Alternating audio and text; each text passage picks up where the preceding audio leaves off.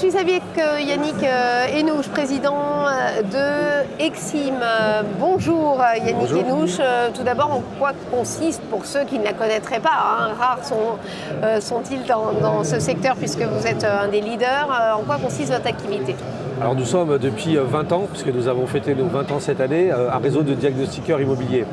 On a suivi l'évolution de la réglementation, puisque notre filière n'a que 20 ans aussi. Le législateur, le gouvernement à l'époque, avec le fameux monsieur Carrez, ministre, qui a initié sa propre loi sur la connaissance des mètres carrés qu'on avait à vendre, a voulu initier une loi pour protéger le consommateur, pour savoir ce qu'on achetait. Il y avait avant une relation directe entre le propriétaire, le vendeur et l'agent immobilier. Et il a été créé au cours des années, avec les différentes législations, un tiers de confiance, qui est le diagnostiqueur immobilier, pour accompagner le client acquéreur, et depuis peu le client locataire, dans la compréhension du bien. Est-ce que j'achète une maison qui est sécurisée d'un point de vue électrique ? Est-ce que l'installation au gaz est aux normes ? Est-ce que la surface que j'achète est bien conforme à ce qui m'a été présenté ? Est-ce que j'achète bien 83 mètres carrés et pas 90 ? Est-ce que potentiellement 90 et en fait c'est 83 ? Est-ce qu'il y a des pathologies, la mérule, les termites dans ce bien-là ? Et puis maintenant, et c'est le sujet du moment, que consomme cette maison ou cet appartement ? Ça va être un des grands sujets, des grandes parties du travail de ce métier. Alors, prochainement. C'est le prochain sujet de la société tout entière. Évidemment. Là, on est rentré dans une décennie, pour ne pas dire 20 ans, 30 ans devant nous, où la consommation énergétique doit être complètement inversée.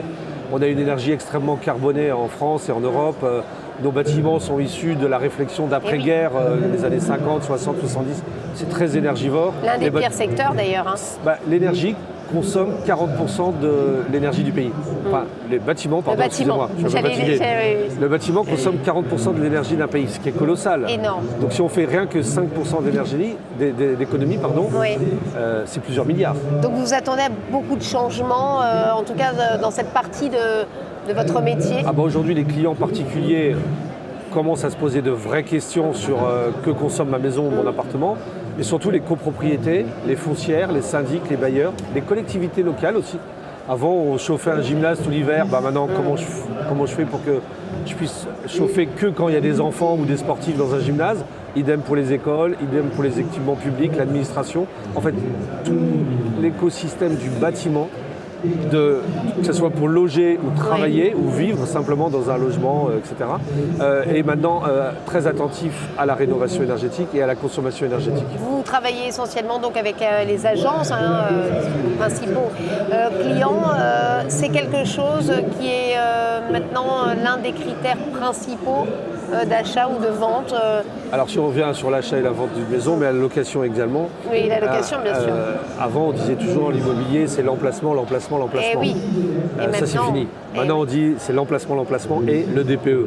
Parce que quand vous êtes locataire, vous n'avez pas envie de payer 300 € d'électricité par mois pour un studio. Mais quand vous êtes propriétaire, certes la cuisine elle est sympa, la chambre des enfants elle est chouette, etc.